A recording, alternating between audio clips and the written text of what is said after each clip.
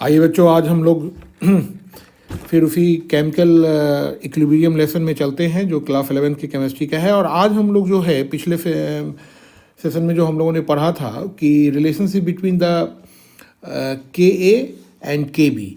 तो आज हम लोग इसी के ए और के बी के बेसिस पर जो बेस न्यूमेरिकल्स प्रॉब्लम है हम लोग उसको स्टडी करते हैं। और ये जो है इसी केमिकल इक्विलिब्रियम की सीरीज़ नंबर जो वीडियो की सीरीज है उसमें वीडियो नंबर कितने हो गए 18। तो ये हम लोग जो है वीडियो नंबर 18 को ज़रा देखेंगे कि इसमें किस तरह के न्यूमेरिकल क्वेश्चंस पूछे जाते हैं। और थ्योरेटिकल क्वेश्चंस को जो है अगर आप लोग न्यूमेरिकल से कनेक्ट करेंगे तो ज़्यादा अंडरस्टैंडिंग बढ़ती है। और सीबीएसई के एग्ज़ाम वगैरह में भी बेसिकली इनसे रिलेटेड न्यूमेरिकल क्वेश्चंस ही पूछे जाते हैं। आइए अब हम लोग यहाँ पे एक देखते हैं प्रॉब्लम। ये एनसीईआरटी का ही प्रॉब्लम है आपका। प्रॉब्लम नंबर 7.18 का है। जैसे देखिए इसमें क्या है, ionization constant of HF hydrogen fluoride, इसका आयोनाइजेशन कांस्टेंट 3.2 इंटू 10⁻⁻4 है। Calculate the degree of dissociation of HF in its 0.2 m solution. यहाँ सॉल्यूशन की स्ट्रेंथ भी दी गई है और यहाँ आयोनाइजेशन कांस्टेंट दिया हुआ है। Calculate the concentration of all species present in H3O plus F minus और HF in the solution and its pH। सबसे पहले तो हम लोगों को ये समझना है कि क्वेश्चन को समझ लेना है। अगर हम लोग क्वेश्चन अगर समझ लेते हैं तो हमारा 50% सवाल उसी समय बन जाता है और फिर हम फॉर्मूलाज वगैरह लगाकर सवाल के आंसर पे आ जाते हैं। अब यहाँ पर एक चीज़ हम लोग देखेंगे। सबसे पहले हम लोगों का काम है कि एक रिएक्शन लिखना।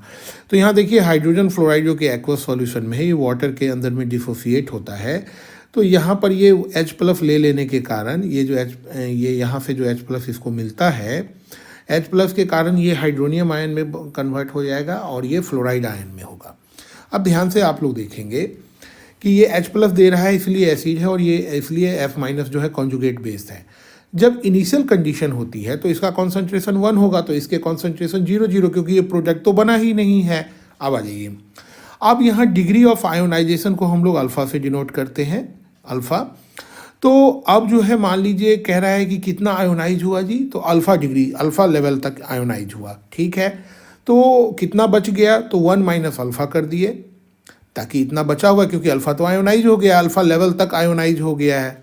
एक प्रकार से ये अमाउंट को, डिग्री ऑफ डिसोसिएशन को रिप्रेजेंट करता है। और डिसोसिएट होकर कितने प्रोडक्ट हो रहे हैं, तो जितने यहाँ से आयोनाइज होंगे उतने ही यहाँ पे प्रोडक्ट बनेंगे। तो अल्फ़ा और अल्फ़ा बन गए। अब कह रहा है कि जी आप बताइए कि इसकी टोटल कॉन्सेंट्रेशन इसकी कितनी है। तो आप जान रहे हैं कि इसमें हम लोगों ने क्या किया है कि इक्विलिब्रियम कॉन्सेंट्रेशन निकालने के लिए जो कॉन्सेंट्रेशन C होता है, C टर्म, उससे इनके कितने लेवल तक ये आयोनाइज हुआ है उसको मल्टीप्लाई कर देते हैं। तो आपको मालूम है कि इसमें से अल्फ़ा अमाउंट जो है आयोनाइज हो चुका है, तो 1 माइनस अल्फ़ा ये बचा, और 1 माइनस अल्फ़ा बचा तो किस में से बचा, तो सॉल्यूशन में से बचा। सॉल्यूशन कितना है जी, इसका कॉन्सेंट्रेशन कितना है, तो आप देख ही रखे हैं पहले कि HF जो है हाइड्रोजन फ्लोराइड, इसका कॉन्सेंट्रेशन कितना है, इसका कॉन्सेंट्रेशन है 0.02 m, इसी का सॉल्यूशन है। और इसी सॉल्यूशन के अंदर में ही ये सारे आयोनाइजेशन प्रोसेस हो रहे हैं।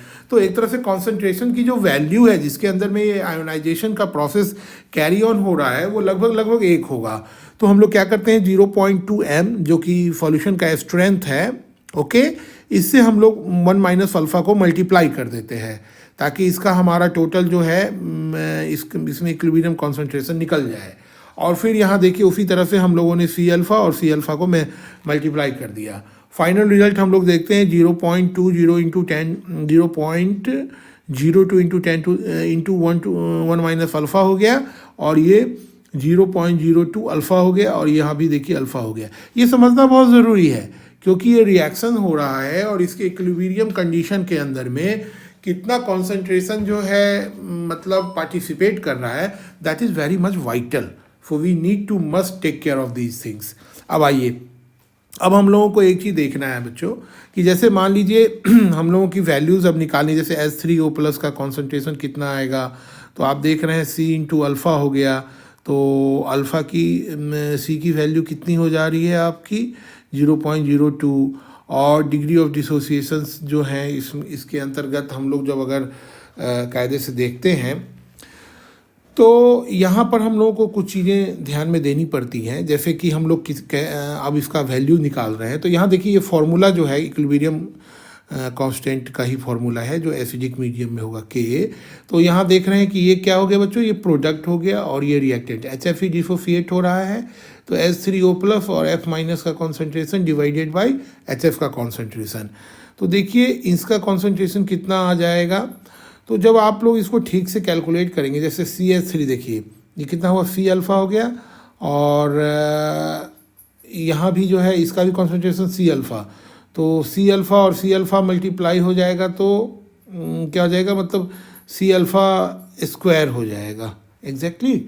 तो ये जो C अल्फ़ा स्क्वायर है ये यहाँ पे आ गया, क्योंकि दोनों का कॉन्सेंट्रेशन C अल्फ़ा इधर भी है, C अल्फ़ा इधर भी है, दोनों मल्टीप्लाइड होके C अल्फ़ा स्क्वायर हो गया। और HF का कॉन्सेंट्रेशन कितना ही, HF का 1 माइनस, देखिए ये क्या हो गया, C इंटू 1 माइनस अल्फ़ा।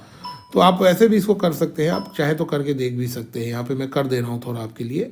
जैसे देखिए C alpha multiplied by C alpha, और यहाँ क्या होगा C इंटू 1 माइनस अल्फ़ा।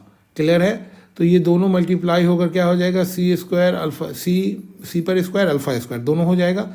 इसको देखते हैं, नेक्स्ट स्टेप करके दिखाता हूँ मैं आपको। देखिए C square alpha square by C into 1 minus alpha. तो इस कंडीशन में हम लोग क्या करते हैं, जैसे कि ये C से और इस माने स्क्वायर कट जाएगा, तो यहाँ आ जाएगा C alpha square 1 minus alpha, वही फार्मूला यहाँ दिया हुआ है।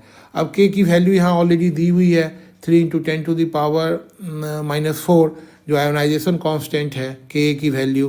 तो यहाँ वो कांस्टेंट को लिख देंगे।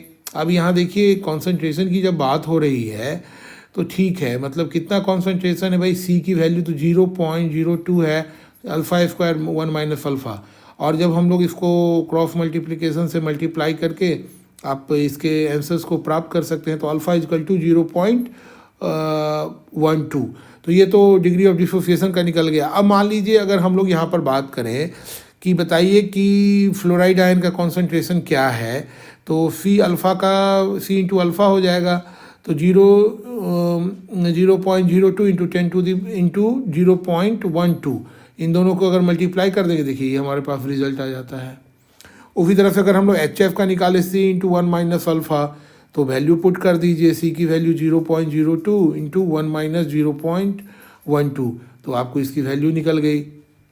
उसी तरह से अगर हम pH की वैल्यू निकालें तो देखिए pH की वैल्यू निकालने में सबसे बड़ी बात क्या है कि आप देखेंगे कि हमारे पास जो, जैसे मान लीजिए H3 प्लस आयन का कॉन्सेंट्रेशन है, तो इसमें बेसिकली उतना ही H आएगा, मतलब जितना H का कॉन्सेंट्रेशन होगा उतना ही इसका भी कॉन्सेंट्रेशन होगा H3O प्लस का।